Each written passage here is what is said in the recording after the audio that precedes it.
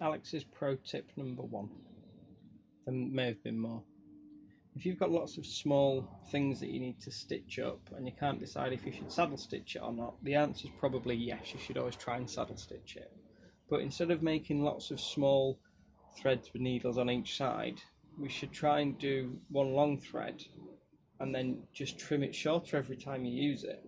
So on this, I'm going to pull through maybe 6 inches and have the rest of the length here, which is another 2 or 3 foot. I'm going to saddle stitch as normal.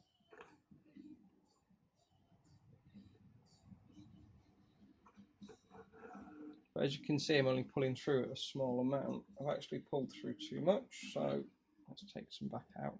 And I want maybe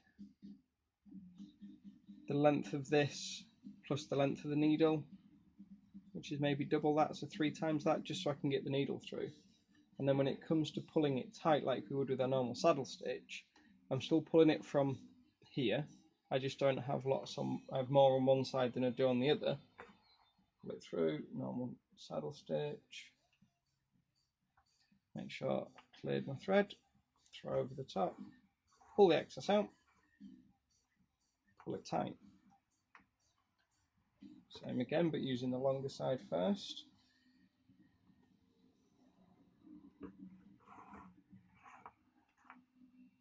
Pull it tight.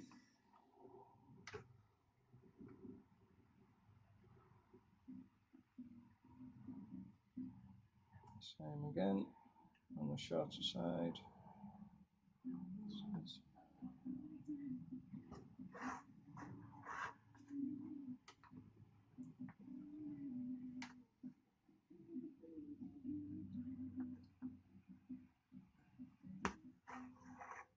This is a little bit quicker than just doing a running stitch there and back every single time.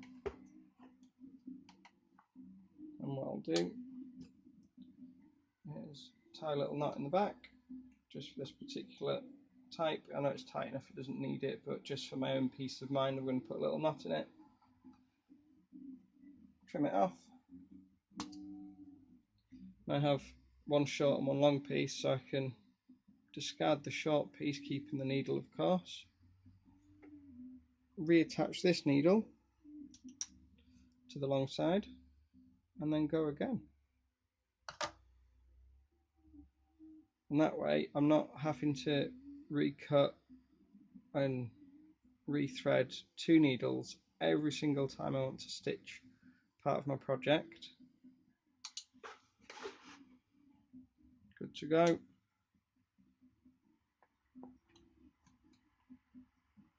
Needle in, 6 inches off on the other side.